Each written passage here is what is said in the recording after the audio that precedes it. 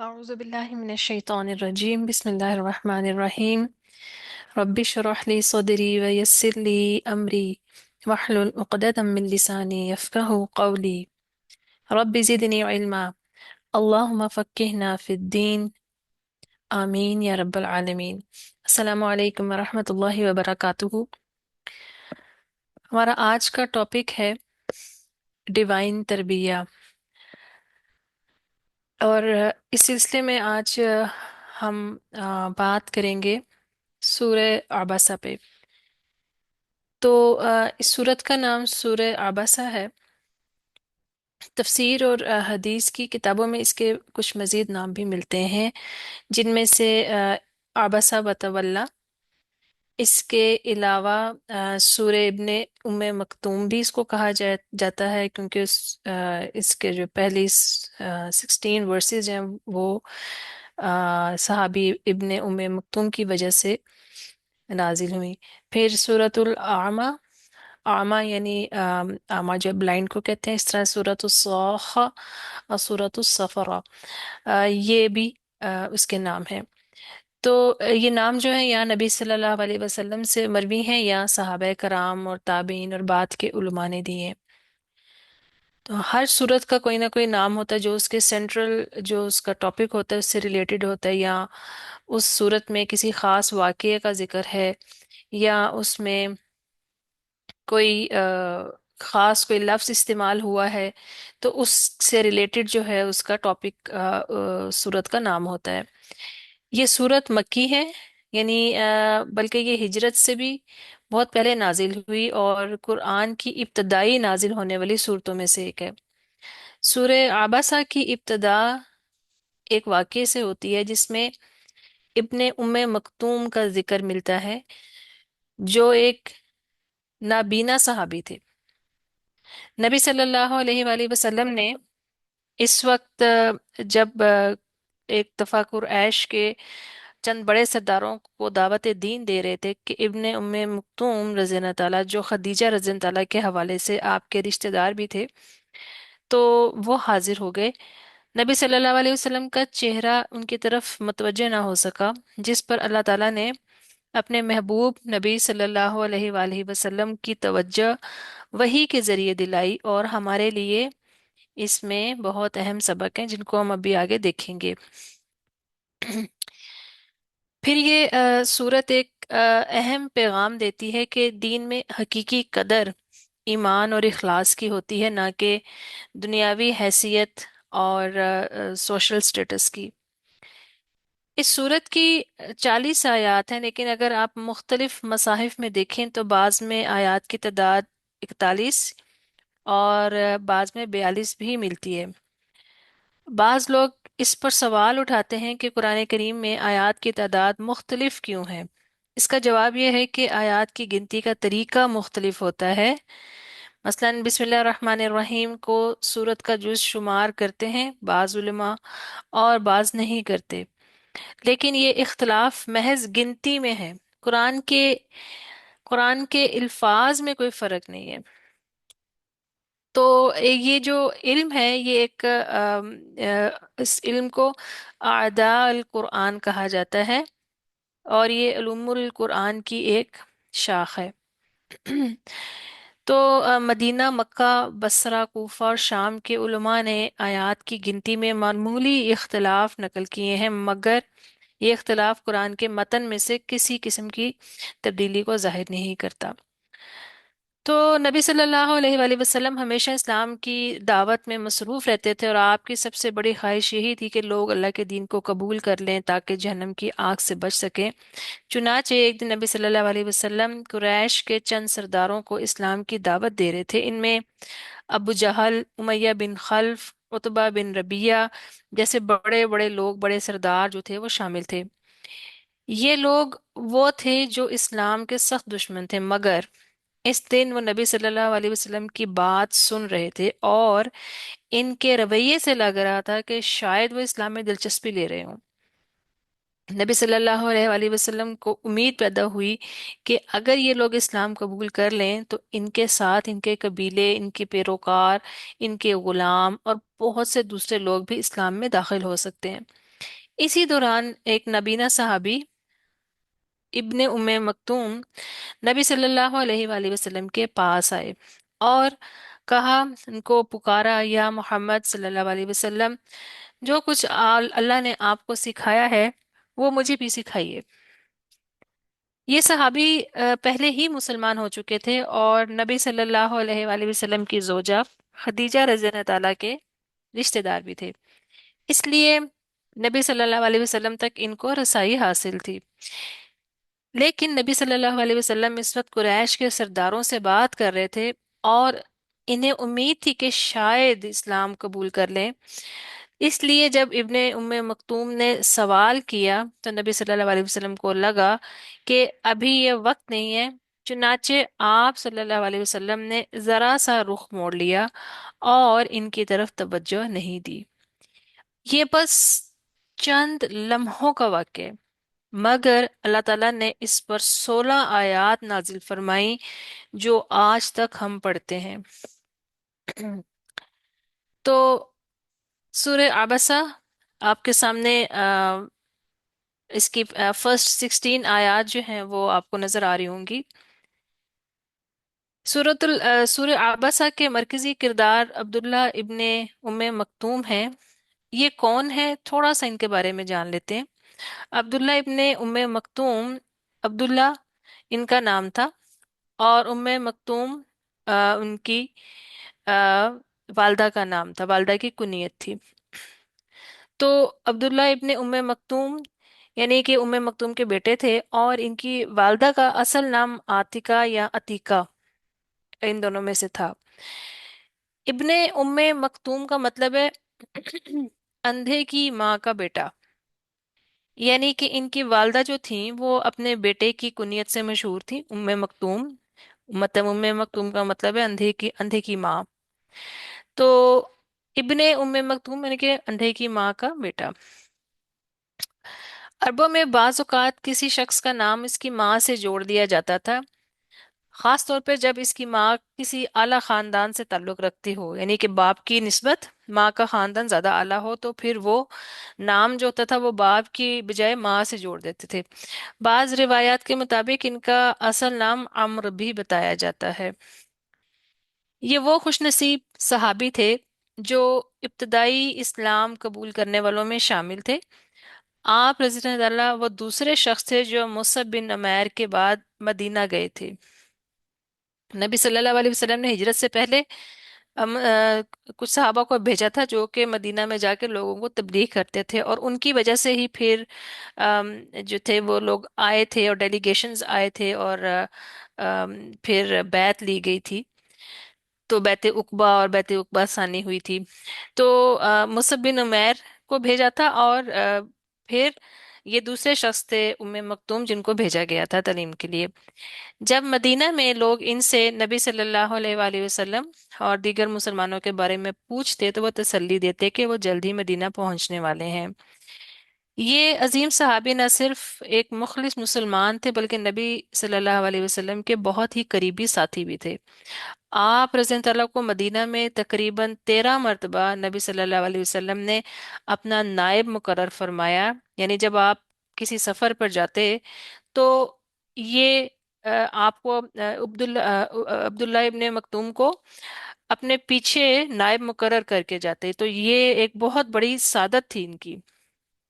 इतनी जिम्मेदारी, जाहिर बात है इतनी बड़ी जिम्मेदारी, तो अगर वो रसूलुल्लाह सल्लल्लाहु अलैहि वसल्लम इनको देकर जाते थे तो यहाँ से हम इनके मुकाम और मर्तबे का और इनकी हिसाब लगा सकते हैं कि कितना भरोसा था नबी सल्लल्लाहु अलैहि वसल्लम को इन पर। फिर इसके अलावा अब्दुल्ला इब्ने उम्मे मक्तूम की एक और बड़ी सादत ये थी कि वो बिलाल रज़ी अल्लाह तआला के साथ अजान भी दिया करते थे, यानी मुअज्जिन भी थे।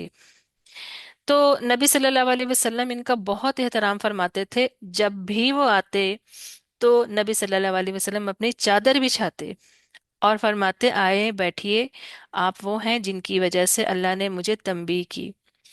तो इससे मालूम होता है कि नबी सल्लल्लाहु अलैहि वसल्लम ने इस वाक़ये को हमेशा याद रखा और अब्दुल्ला इब्ने उम्मे मक्तूम की बहुत इज्जत अफजाई की। यहाँ तक कि जंग कादसिया में जहाँ नबीना होने के बावजूद वो इस्लाम का झंडा थामे खड़े रहे और शहादत का रुतबा जो है वो उनको मिला। नाबीना होने की वजह से वो मैदान जंग से भाग नहीं सकते थे, लिहाजा वो मुसलसल आगे बढ़ते रहे और आखिरकार अल्लाह की राह में अपनी जान कुर्बान कर दी। तो अल्लाह के मेयार और दुनिया के मेयार में बहुत फर्क है। अगर किसी को नसीहत करनी हो तो नरमी और मोहब्बत के साथ करें, जैसा अल्लाह ताला ने नबी सल्लल्लाहु अलैहि वसल्लम को तंबीह फरमाई। तो थोड़ा सा हम देखेंगे अब इन इन आयात के हमने बेसिक इसका असबाब नजूल जो है उसको जाना है, और ये बहुत ही इंपॉर्टेंट आयात है। थोड़ा सा हम इनका एनालिसिस करेंगे कि यह इसमें जो हमारे लिए सीखने के लिए क्या पॉइंट्स हैं। उम्मे मकतूम रज़ी अल्लाह ताला ने जब नबी सल्लल्लाहु अलैहि वसल्लम की बात काटी, तो जब आप कुरैश के सरदारों से बात कर रहे थे, तो नबी सल्लल्लाहु अलैहि वसल्लम को एक लम्हे के लिए नागवारी महसूस हुई। आप सल्लल्लाहु अलैहि वसल्लम ने जरा सा चेहरा मोड़ा, हल्की सी पेशानी पर शिकन आई, और फिर आप दोबारा से कुरैश के सरदारों की तरफ मतवजे हो गए। ये सिर्फ चंद लम्हे की बात थी, सेकंड्स भी ना होंगे, चंद लम्हे की बात थी।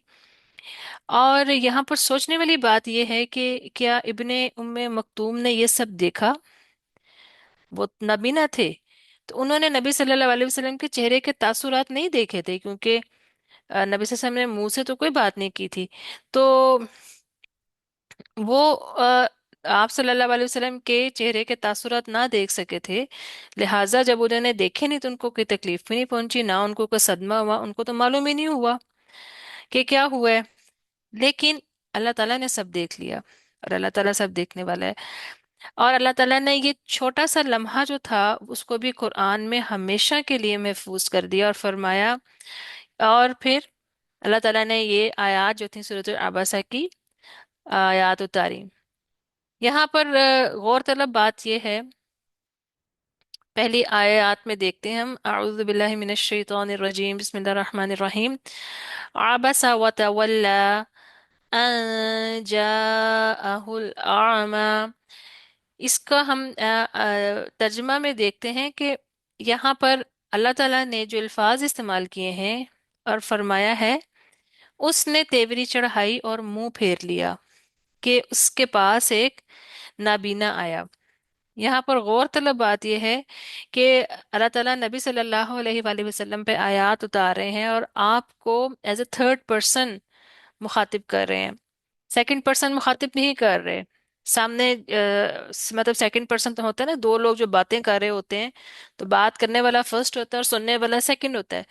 तो अल्लाह ताला उस तरह बात नहीं कर रहे, थर्ड पर्सन कर रहे हैं कि तीसरे की जो वहां पर मौजूद नहीं है उस हवाले से बात कर रहे हैं। तो ये एक बहुत ही एक खूबसूरत और इज्जत वाला एक नरमी के साथ मामला करने की बात है कि हमारे लिए क्या सबक है इसमें, कि किसी को तंबीह करनी हो तो बजाय इसके कि उसको सामने आके मुखातिब करके बात की जाए, उसको एज अ थर्ड पर्सन मामला करके की जाए। कि यहाँ पर अल्लाह ताला ने ये नहीं कहा कि आपने ये किया, बल्कि कहा कि उसने। तो उसने जब वो जो लफ्ज इस्तेमाल किया गया, तो इंसान का फोकस जो है वो अपनी जात से हटके उस बिहेवियर के ऊपर हो जाता है, तो जो कि ज्यादा सख्त नहीं लगता और जिसके अंदर इंसान आराम से उस चीज को समझ जाता है। यानी कि एक्शन को पर्सन से, इंसान से सेपरेट कर दिया।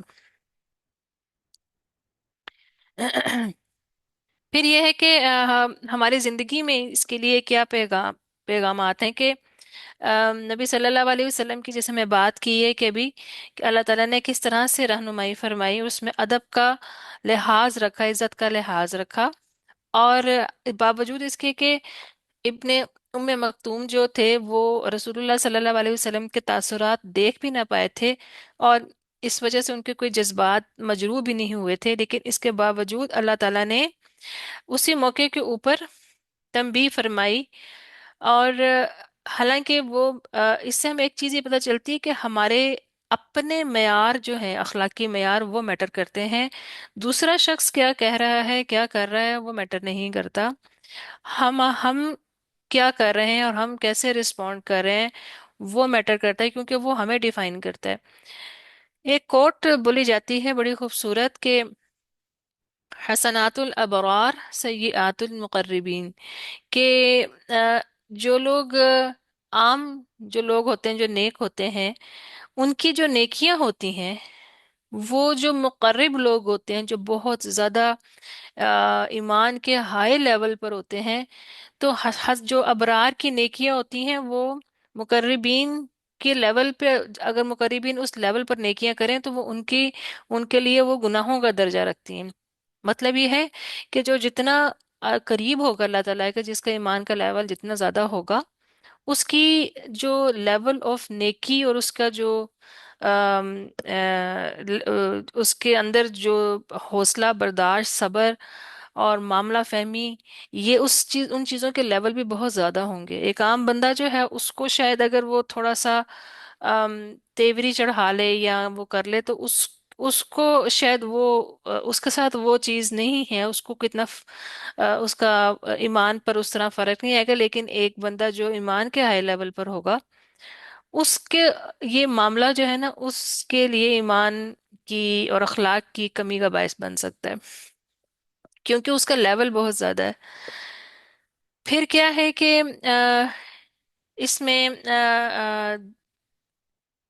آ، اثر اور رسوخ کے پیچھے دوڑنا، یعنی کہ جو لوگ بعض لوگ جو ہوتے ہیں وہ مشہور شخصیات کو، امیر افراد کو، بڑے بڑے سیلیبریٹیز کو، ان کی طرف دوڑے رہتے ہیں۔ ان سے اگر ہم صرف دعویٰ کے حق میں اس میں بات کریں، اس کے حساب سے کہ ان کو وہ دین کا پیغام پہنچانے کی کوشش کرتے رہتے ہیں، اچھی بات ہے، اس میں کوئی برائی نہیں، اگر وہ سیکھ اسلام کی طرف آ جائیں تو اس سے فائدہ ہوگا بے شک۔ لیکن یہ ہے کہ اس وجہ سے عام لوگوں کو اگنور کر دینا، یہ جو ہے، اس سے ہمیں اس میں توازن قائم رکھنے کی ضرورت ہے۔ پھر بعض لوگ دعوت کو صرف اور صرف نان مسلمز تک محدود کر دیتے ہیں، اور وہ سمجھتے ہیں کہ مسلمانوں کو مزید تعلیم و تربیت کی کوئی ضرورت نہیں، آلریڈی مسلمان ہو چکے ہیں۔ تو دعوت صرف غیر مسلموں کو اسلام کی طرف بلانے کا نام نہیں ہے، بلکہ جو پہلے سے مسلمان ہیں ان کی تربیت بھی بہت زیادہ ضروری ہے۔ پھر جی اس میں پرائیورٹیز کو سیٹ کرنا، ترجیحات کو کس کو ترجیح دینی ہے، جو سیکھنے کی خواہش رکھتے ہیں، جو آپ کے پاس خود آتے ہیں سیکھنے کے لیے، ان کو پرائیورٹائز کرنا چاہیے۔ اور اگر ہم اس کو روزمرہ کی زندگی میں لے کر آئیں تو کوئی بزنس کرتا ہے، کسی کی دکان ہے، تو وہ اپنے ان کسٹمرز کو جو ریگولر آتے ہیں ان کو اگنور نہ کریں، کہ ان کو جب وہ آئیں تو ان کو ایک ان کے ساتھ ایک رسپیکٹیبل معاملہ، یا ان کے ساتھ وہ معاملہ نہ کریں جو لوگ کبھی کبھار آتے ہیں، ان کو صرف ان کے ساتھ ایک اچھا ان کو پروٹوکول دیا جائے۔ تو یہ بھی ایک چیز بڑی میٹر کرتی ہے۔ اور پھر اس طرح کہ اگر آپ کسی ادارے کے سربراہ ہیں، تو آپ کا کام ہے کہ آپ اپنے سبورڈینیٹس کے فیلنگز کا احترام کریں اور ان کا خیال رکھیں۔ اچھا، ایک بہت اہم سبق اس میں اس سے ہمیں ایک چیز یہ بہت ہی امپورٹنٹ پتہ چل رہی ہے، نبی صلی اللہ علیہ وسلم کی سچائی، اور اس کا ثبوت جو ہے وہ ہمیں اس آیت سے ملتا ہے، ان آیات سے، کہ آ، یہ آیات جو ہیں یہ ثابت کرتی ہیں کہ نبی صلی اللہ علیہ وسلم سچے نبی ہیں، اور آپ کا لایا ہوا پیغام اللہ کی طرف سے ہے، نہ کہ آپ کا خود ساختہ۔ وہ کس طرح؟ کیونکہ یہ آیات جو ہیں، اگر بعض صحابہ کہتے ہیں کہ اگر نبی صلی اللہ علیہ وسلم کچھ آیات چھپانا چاہتے تو یہ چھپا سکتے تھے۔ کیوں؟ کیونکہ اس میں اللہ تعالیٰ نے آپ صلی اللہ علیہ وسلم کی تنبیہ کی ہے، یعنی کہ آپ کو آپ کے کسی ایک ایکشن کے اوپر تنبیہ کی بھی ہے، اور اگر آپ چھپانا چاہتے تو آپ یہ چھپاتے، مگر آپ نے کچھ نہیں چھپایا، اور آپ نے پورے کا پورا دین اسی طرح پہنچایا جس طرح اللہ تعالیٰ نے آپ کو پہنچایا تھا۔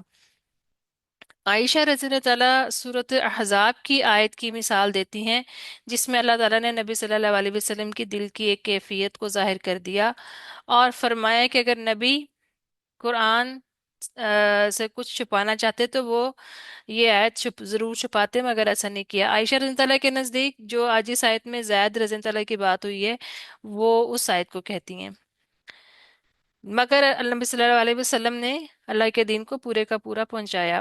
تو یہ ثابت کرتا ہے کہ اللہ کے رسول نے بغیر کسی کمی یا تبدیلی کے جو کچھ اللہ تعالیٰ کی طرف سے نازل ہوا وہ سب کچھ امت کو دیا۔ پھر اس کے بعد کیا ہے کہ یہ نبی صلی اللہ علیہ وسلم کا مشن تھا، اللہ کا پیغام مکمل طور پر پہنچانا، اور آپ کچھ بھی چھپا نہیں سکتے تھے، اور آپ نے رسالت کا پورا حق جو تھا وہ ادا کیا۔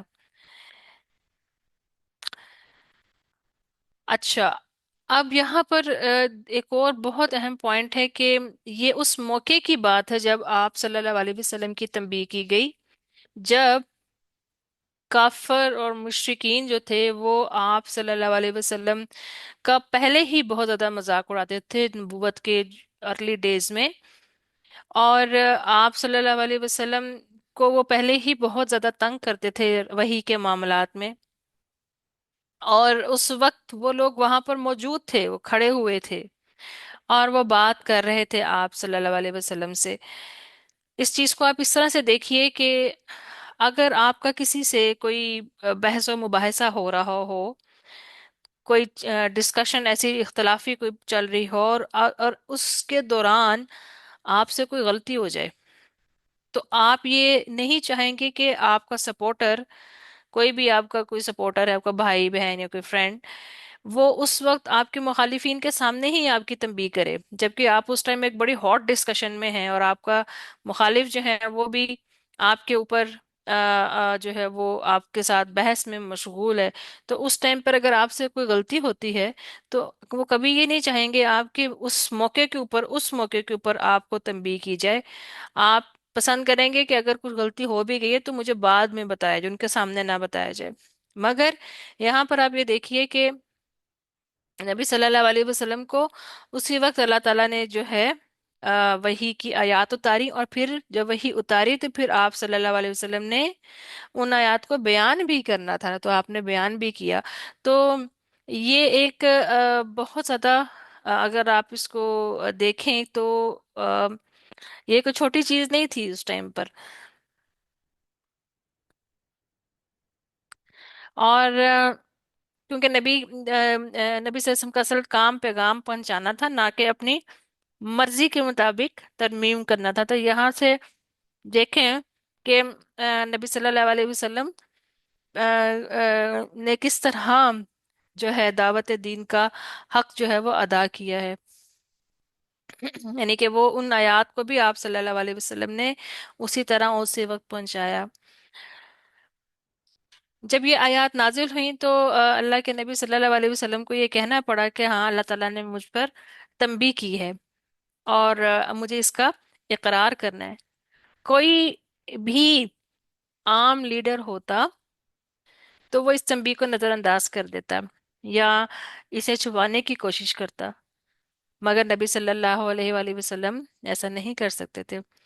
تو یہ چیز ثابت کرتی ہے کہ نبی صلی اللہ علیہ وسلم اللہ کے سچے پیغمبر، اور قرآن اللہ کا کلام ہے، نہ کہ کسی انسان کی تخلیق۔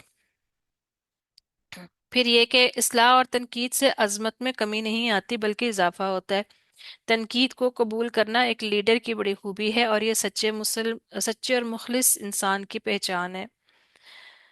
آج کل ہم آج کے زمانے میں کوئی بہت بڑا کوئی حکمران اور لیڈر ہو، اپنی غلطی پہ کوئی تنقید برداشت کرے گا؟ کوئی تنقید کرے وہ سننا بھی پسند نہیں کرے گا، لوگ چپ کرا دیتے ہیں، خاموش کرا دیتے ہیں۔ مگر نبی صلی اللہ علیہ وسلم کو خود اللہ تعالیٰ نے ایک معاملے پر تنبیہ فرمائی، اور وہ تنبیہ قرآن میں ہمیشہ کے لیے محفوظ ہو گئی، اور نبی صلی اللہ علیہ وسلم نے اسے قبول کیا اور امت تک پہنچایا۔ آپ دیکھیں کہ اللہ تعالیٰ نے ایک چیز کو قرآن میں لکھ دیا تو وہ قیامت تک کے لیے وہیں پر موجود رہے گی نا۔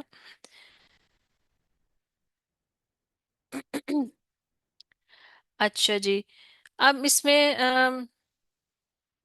تھوڑا سا ہم یہ دیکھتے ہیں کہ ہمارے اس صورت کے اندر آ، آ، تعلیم و تربیت کے حوالے سے اور دعویٰ کے حوالے سے بہت اہم پوائنٹس ہیں، اس میں اور بھی مزید پوائنٹس ہیں، لیکن میں آپ کو چاہوں گی کہ پہلے میں دعویٰ کے جو پوائنٹس ہیں اس کو ڈسکس کر لوں، اور کیونکہ وہ بھی کافی زیادہ ہیں تو ہم اس کو دیکھ لیتے ہیں، پھر بعد میں ٹائم ملا تو کچھ اور چیزیں بھی اس میں سے دیکھیں گے انشاءاللہ۔ اچھا جی، آیت نمبر 1 میں ہمیں کیا پتہ چلتا ہے کہ آیت نمبر 1 سے پتہ چلتا ہے نان وربل کمیونیکیشن۔ میں آپ کو زیادہ ڈیٹیل میں نہیں کرواؤں گی، بس تھوڑی تھوڑی چیزیں بتاتی جاؤں گی۔ یعنی کہ صرف زبان نہیں بلکہ ہم جب کسی سے بات کر رہے ہوتے ہیں، ہمارے باڈی لینگویج، ہمارے چہرے کے تاثرات اور ہمارا کھڑے ہونے کا، بیٹھنے کا سٹائل، یہ ساری چیزیں جو ہیں ہمارے، یعنی کہ ہمارے جسمانی جو خد و خال ہیں، یہ ساری چیزیں جو ہیں سننے والے پر، بولنے والے پر اثر انداز ہوتی ہیں۔ تو ایک ایک داعی جو ہے، دین کا کام کرنے والا ہے، اس کو ان چیزوں کا پورا خیال رکھنا چاہیے۔ پھر اس کے بعد ہے فرسٹ امپریشن میٹر، یعنی کہ ہم جو بولتے ہیں اور ہمارے اس بولنے کے ساتھ ہمارے جو امپریشن بنتے ہیں وہ بھی سننے والے پر اثر انداز ہوتے ہیں۔ جو ایک تو یہ ہے کہ جس طرح ابھی تو ہم آپ لوگ صرف جیسے میری آواز سن رہے ہیں، آپ کو میرے نہیں پتہ ہے کہ میں کہاں بیٹھی ہوئی ہوں، میں کس طرح سے اپنی میری باڈی لینگویج کس طرح سے، لیکن جب ہم سامنے بیٹھ کے کسی اسکالر کو سنتے ہیں تو اس کے چہرے کے تاثرات، اس کے دیکھنے کا انداز، بولنے کا انداز، یہ ساری چیزیں جو ہیں سننے والا جو ہے ان چیزوں کو بھی ابزارب کر رہا ہوتا ہے۔ کوگنیٹو بائس، یعنی کہ بعض لوگ، بعض اوقات ان لوگوں کو ہم زیادہ اہمیت دیتے ہیں جو کسی طرح بھی سوسائٹی میں پرومیننٹ ہوتے ہیں، اور ہم ایک انکانشیسلی طور پر نا ہم ان لوگوں کو نظر انداز کر دیتے ہیں جو واقعی جو ہے جن کے اندر دین کو سیکھنے کا یا علم کو سیکھنے کا رجحان ہوتا ہے۔ تو اس میں بھی ایک دائی کو محتاط رکھنا چاہیے۔ پھر سیلف اویئرنیس، یعنی کہ دوسروں اس چیز کو سمجھنا ہے کہ ہمارے تاثرات، ہماری جو یہ ایکسپریشنز ہیں وہ دوسروں پر کیا اثر ڈالتے ہیں۔ اور سیلف ریگولیشن، کہ ایک رہنما کو اپنے جذبات پر پورا قابو رکھنا چاہیے تاکہ اس کا چہرہ اور رویہ ہمیشہ درست پیغام دے، خاص طور پر حساس موقع پر۔ یعنی کہ جب دائی کا کام کرنے جا رہا ہے، ایک دائی اپنا دعویٰ کا کام کرنے جا رہا ہے، تو اس کو اپنے آپ کو اس ایموشنل سٹیٹ سے نکالنا چاہیے اور اپنے جذبات پر قابو رکھنا چاہیے۔ اسی طرح ایموشنل انٹیلیجنس بھی اس کے اندر آ جاتی ہے۔ پھر کیا ہے آیت نمبر 2 میں؟ آ، ایک تو یہ ہے کہ کیونکہ نبینا جو صحابی تھے وہ آئے تھے آپ صلی اللہ علیہ وسلم کے پاس، تو دعوت کا اصول کیا ہے کہ لوگوں کو ان کی ظاہری حالت یا حیثیت سے نہ پرکھیں۔ تو یہاں پر نبینا صحابی کا خاص طور کے اوپر ذکر کیا گیا ہے، وہ نبی صلی اللہ علیہ وسلم کے چہرے کے تاثرات کو دیکھنے سے قاصر تھے، وہ تو دیکھ نہیں پا رہے تھے کہ آپ صلی اللہ علیہ وسلم نے کے فیشل ایکسپریشنز کے ہیں۔ تو اس سے ہمیں یہ سبق ملتا ہے کہ کسی شخص کی قدر و منزلت اس کی جسمانی، اس کی جو اپیرنس ہے، اس کی جو لباسی حالت ہے، یا جو اس کی جو اپیرنس ہے اس کی وجہ سے نہیں، بلکہ اس کے اخلاص اور نیت پر منحصر ہوتی ہے۔ پھر ہے کیا ہے بایس ٹورڈز پاور اینڈ انفلوئنس، ٹھیک ہے، یہ تو اس کے اوپر بات ہوگی، یعنی کہ ہم نے جب بھی بات کر لی۔ اس کے بعد کیا ہے اٹینشن اکانومی، یعنی کہ ہم اکثر آ، آ، لوگوں کو اس وجہ سے اہمیت دیتے ہیں کہ وہ ہمیں کیا دے سکتے ہیں، یعنی کہ ہمیں ان سے کیا فائدہ ہوگا، ہمارے لیے کیا ہے۔ تو اس بنیاد پر نہیں، بلکہ ہمیں توجہ جو ہے کہ اس ہمیں اپنی جو ہے توجہ اس چیز پہ رکھنا چاہیے کہ انہیں ہماری کتنی ضرورت ہے، ہم ان کو کیا دے سکتے ہیں۔ پھر ایمپتھی، یعنی کہ حقیقی جو لیڈر ہوتا ہے نا، وہ ہوتا ہے کہ ہم ان لوگوں کو امپورٹنس دیں جو ام، اس چیز کی تلاش میں ہیں کہ انہیں کوئی اچھا استاد مل جائے، انہیں کوئی چیز کوئی سکھا دی جائے، نہ کہ صرف ان کو جو بظاہر بڑے بااثر اور بڑے وہ ہوتے ہیں، اچھے نظر بڑے پروگریسو اور بڑے اچھے نظر آتے ہیں، جب ان کی بجائے ان لوگوں کو دیکھنا چاہیے۔ سوشل اویئرنیس میں کیا آ جائے گا کہ جو لوگ سوسائٹی میں بہت پرومیننٹ نہیں ہوتے، تو ان لوگوں کو بھی امپورٹنس اور ان لوگوں کو رسپیکٹ دینی چاہیے۔ یہ ساری چیزیں وہ ہیں جو ایک انسان جس نے دعویٰ کا کام کرنا ہے، اس کو ان سب چیزوں کا علم ہونا چاہیے۔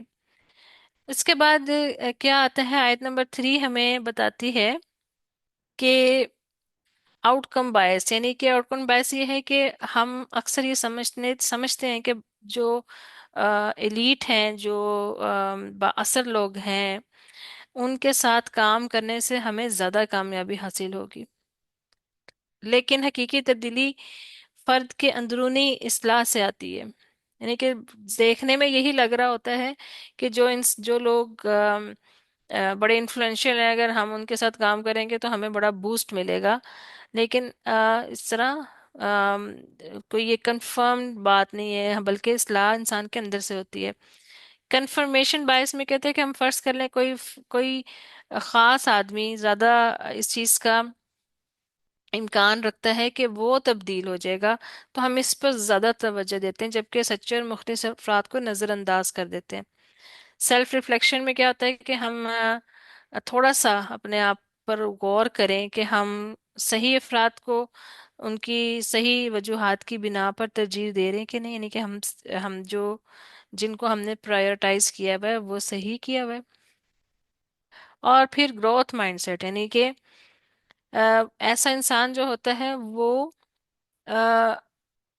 بجائے اس کے کہ کسی ایک جگہ پہ کسی ایک مسئلے میں سٹک ہو جائے، وہ ہمیشہ اپنے آپ کو آگے بڑھانا چاہتا ہے، آگے لے کے جانا چاہتا ہے، اور وہ اسٹیگننٹ نہیں ہوتا۔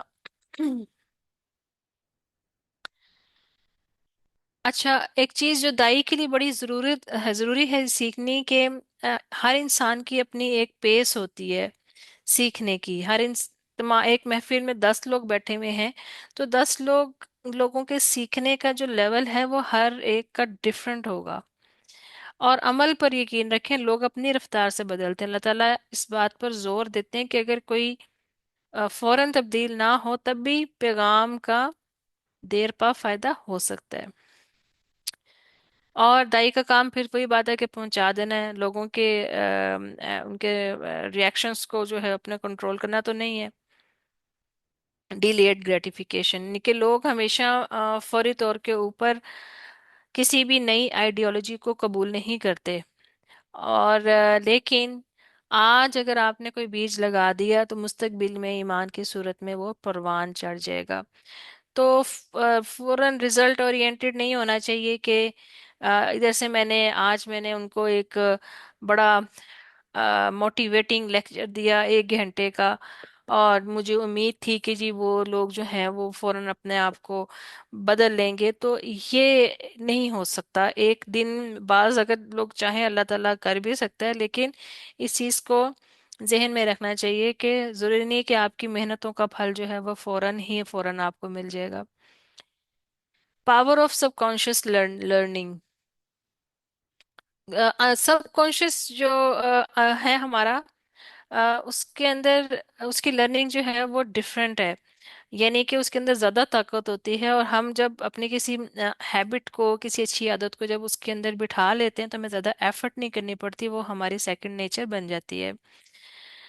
پھر کیا ہے، پیشنس ان کمیونیکیشن، یعنی کہ یہ چیز بڑی امپورٹنٹ ہے جاننا کہ ہر انسان نصیحت کو قبول نہیں کرے گا، اس لیے نرم مزاجی اور تحمل ضروری ہے. یہ نہیں کہ اگر کوئی بات اگر آپ کی کوئی مان نہیں رہا تو آپ دائی جو ہے وہ اس کے ساتھ لڑائی شروع کر دے، لڑنا شروع کر دے، زبردستی کرے.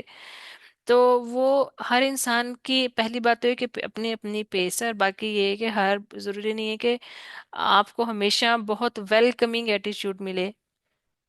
بغیر کسی مایوسی کے فوری نتائج کی توقع کے پیغام جو ہیں وہ آپ اپنا کام کریں، آپ فوکس جو اپنے کام پہ رکھیں. آپ یہ نہ دیکھیں کہ آپ کتنا رزلٹ پروڈیوس کریں، وہ اللہ کا کام ہے. اگر کوئی شخص فوراً اسلام یا اس کی صحیح بات کو قبول نہیں کرتا تو آپ کو دل برداشتہ ہونے کی ضرورت نہیں، مایوس ہونے کی ضرورت نہیں ہے. ہدایت کا عمل جو ہوتا ہے وہ وقت لیتا ہے. کسی بھی چیز کو تبدیل ہونے میں ضروری نہیں ہے کہ کوئی بھی اوور نائٹ تبدیل ہو جائے. اس کو جو چینج جو ہے، جو تبدیلی جو ہے، یہ ایک پروسیس ہوتا ہے. اور اللہ جسے چاہے اور جب چاہے راہ دکھا دیتا ہے. آیت نمبر 5 اور 6 میں کیا ہے کہ don't waste your time on arrogant, یعنی کہ جو اللہ تعالیٰ ان لوگوں پر زیادہ توجہ دینے کی تنقید فرماتے ہیں جو اپنے آپ کو ہدایت سے بے نیاز سمجھتے ہیں. یعنی کہ قریش کے سرداروں کا رویہ تھا کیا کہ وہ اسلام کو قبول کرنے کے بجائے اپنی بڑائی میں مبتلا تھے، لیکن نبی صلی اللہ علیہ وسلم پھر بھی انہیں دعوت دے رہے تھے. ایگو اینڈ ریزسٹنس، یعنی کہ جو لوگ خود کو مکمل سمجھتے ہیں، جو لوگ سمجھتے ہیں ہمیں تو کوئی ضرورت نہیں، ہمیں تو بہت پتہ ہے، ہم تو جانتے ہیں، وہ تبدیلی کو قبول کرنے سے زیادہ کیا ہوتے ہیں، مزاحمت کرتے ہیں. ٹھیک ہے. تو بنسبت ان لوگوں کے جو سیکھنے کے خواہش مند ہوتے ہیں ان کو سکھایا جانا چاہیے. پھر ہے اسکارسٹی مائنڈ سیٹ، یعنی کہ ہم اکثر ان لوگوں کے پیچھے لگے رہتے ہیں جو ہمیں رد کر دیتے ہیں، ریجیکٹ کر دیتے ہیں، ڈس لائک کرتے ہیں، جبکہ وہ افراد اگنور ہو جاتے ہیں جو سیکھنے کے لیے تیار ہوتے ہیں. ہم اپنا فوکس جو ہے نا دائی کو صحیح رکھنا ہے. اور he should know when to walk away, یعنی کہ کوئی اگر مسلسل حق توڑ رہا ہے تو اپنی توانائی ان لوگوں پر مت لگائیں جو سیکھنے کے لیے تیار نہیں ہیں، بلکہ ادھر لگائیں جو سیکھنے کے لیے تیار ہیں. پھر ایموشنل ڈیٹیچمنٹ، یعنی اپنی کامیابی کو دوسروں کے رد عمل کے تابع نہ کریں بلکہ اخلاص کے ساتھ اپنا فرض ادا کریں. ٹھیک ہے، ہم نے یہ بھی پہلے بھی اس کو دیکھا تھا. پھر آئے ہیں آیات 7 to 10 میں کیا بتایا گیا ہے، لا آف اٹریکشن، یعنی کہ لوگ ان کی طرف زیادہ مائل ہوتے ہیں جو خلوص دل سے ان کی رہنمائی کرنا چاہتے ہیں. انسان کا دل جو ہے نا وہ بڑا عجیب ہے. دل جو ہے نا وہ پہچان لیتا ہے دل کے اگلا بندہ جو ہے وہ کس لیول تک جو ہے وہ یعنی کہ اس کے دل کے اندر خیر ہے کہ نہیں. تو انسان کا دل جو ہوتا ہے نا وہ دل کو پہچانتا ہے. پھر ہے جی کہ ریسیپروکیسٹی پرنسپل، جو لوگ خود علم کے طلبگار ہوتے ہیں وہ اس کی زیادہ قدر کرتے ہیں بنسبت ان کے جو زبردستی سننے پر مجبور کیے جائیں. تو یہ ایک نیچرل چیز ہے کہ جو لوگ اپنے شوق سے آئے گا، جو محنت کر کے آئے گا، اپنا ٹائم نکال کر آئے گا، بیٹھے گا، سنے گا، تو وہ اس کی قدر بھی کریں گے کہ انہوں نے جس طرح سے ٹائم نکالا اور ان کو جو سننا ہے وہ سنیں گے. جائز کہ اگر کسی کو زبردستی بٹھایا جائے تو اس کے اندر وہ ادھر بیٹھ کے بھی نہیں سنے گا، وہ ادھر بیٹھ کے بھی کہیں نہ کہیں اور اپنے دھیان لگا کے رکھے گا اور اس کو سمجھ نہیں آئے گی. سوشل اویئرنیس، یعنی کہ ان لوگوں کو پہچانے جو حقیقت میں سیکھنا چاہتے ہیں اور اپنی زندگی میں بہتری لانا چاہتے ہیں. اڈیپٹیبلٹی، یعنی کہ اپنی انرجیز، اپنی توجہ وہاں مرکوز رکھیں جہاں اس کا سب سے زیادہ اثر ہو سکتا ہے. تو اوور آل کیا ہے کہ ایک تو یہ کہ ایک دائی کی جو نان وربل کمیونیکیشن ہے، یعنی اس کی باڈی لینگویج، اس کے فیشل ایکسپریشنز، اس کے جیسچرز، وہ سارے کاؤنٹ کرتے ہیں. اور پھر یہ ہے کہ کسی بھی انسان کو اس کے سٹیٹس کی وجہ سے جج مت کیا جائے، اور اس فوکس اپنا رکھا جائے اس ان لوگوں پر جو اسپرچولی ہنگری ہیں، یعنی کہ جن کے اندر سیکھنے کی، علم حاصل کرنے کی پیاس ہے، اور ان لوگوں کے پیچھے مت دوڑا جائے جو کہ اپنے آپ کو ہی کمپلیٹ سمجھتے ہیں، اور جو سمجھتے ہیں کہ ان کو کوئی ضرورت نہیں۔ پھر یہ کہ صبر اور رہنمائی جو ہے، یہ ایک تو یہ صبر سے کام لیا جائے، دوسرا یہ کہ کسی چیز، کسی بھی شخص کو جب آپ کوئی بات بتاتے ہیں، تبدیلی کی جو بات ہوتی ہے وہ ٹائم لیتی ہے۔